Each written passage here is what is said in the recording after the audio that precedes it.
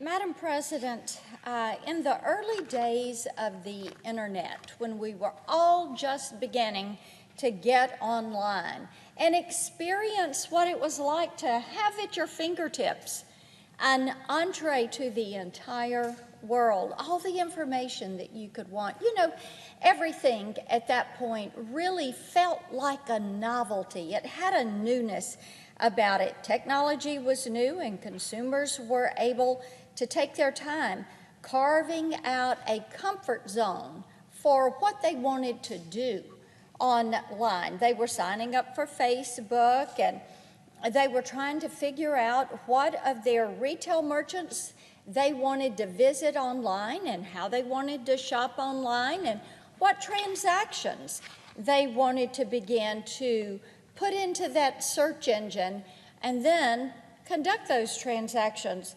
online. Well, at the same time, technology firms were carving out their place in the market. I don't have to tell you that this dynamic has really changed from those early days and those first experiences with the virtual space. We walk around with computers in our pockets. That level of convenience and connectivity is great, but it has thrown off the balance of power between what is now called big tech and consumers. Over the past few years, these companies have treated the American people to a series of scandals that opened the floodgates to mainstream concerns over issues like data privacy, child exploitation, national security risk, and blatant anti-competitive business practices. Just this week, I sent a letter to the Attorney General about Google's latest attacks on conservative media outlets. As a reminder to everyone, Google threatened to remove the Federalist and Zero Hedge from the Google Ads platform after determining that the outlet's comments section, did you get that? Their comment section, the area where you go to participate in the public debate. They did this after determining that the Federalist and Zero Hedge comments sections contained content that violated company policy. Well, how about that? A representative from Google ran to the press and insisted that both outlets had published dangerous, hateful content. Really makes you wonder, what was their real reason for this threat? And what was the real reason for the Google representatives' breathless accusations to the press? In my letter, I encouraged Attorney General Barr to meet with representatives from both the Federalist and Zero Hedge so they can explain firsthand what a permanent ban from Google's ad platform could lead to in terms of loss of traffic and revenue. Of course, the answer to that inquiry is that a ban would be catastrophic for any outlet. And here's the reason why. Guess who dominates online advertising? Google. It's called a monopoly. It is called they control those ad platforms. This Friday, state attorneys general are meeting with Justice Department officials to discuss this.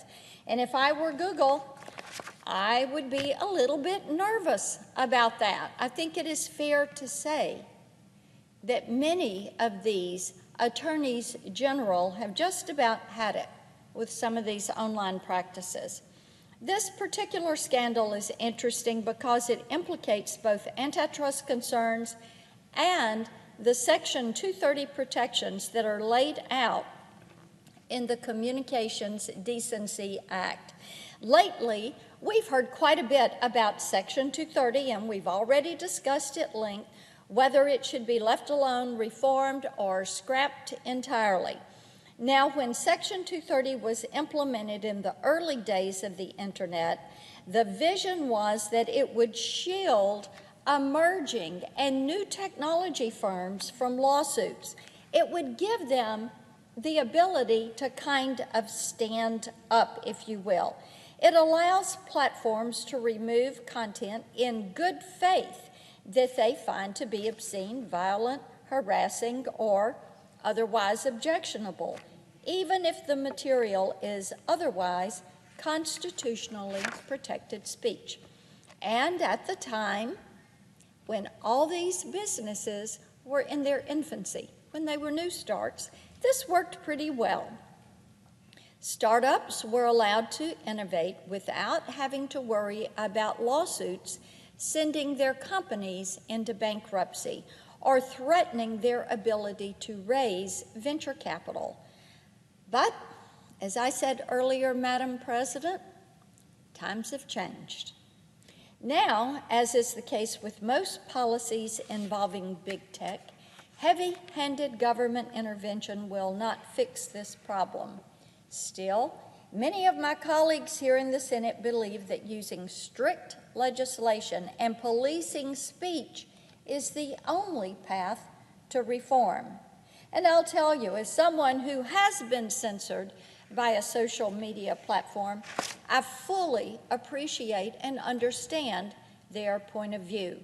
Not only is it frustrating to become a victim of that bias, it's also so disheartening to watch our country devolve into a place where people would rather be shielded from debate than learn from the people that they disagree with.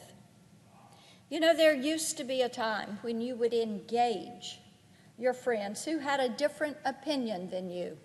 You would engage them and participate in some point and counterpoint and have a friendly discussion about your take on the issues. But when it comes to reining in big tech, the innovators have got to be allowed to innovate. They need some guardrails. They do not need a straitjacket.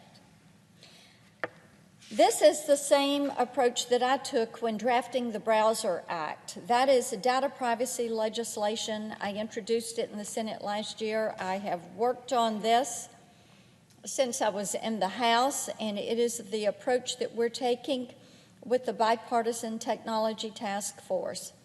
Policies like these take a lot more time and a lot more one-on-one communication to draft, to work through to a resolution, but they're much better for the industry and innovation than something that is purely punitive. I'm working closely with the White House and the Justice Department on a series of changes to Section 230 that will allow us to fix the rules we've got without having to start from scratch.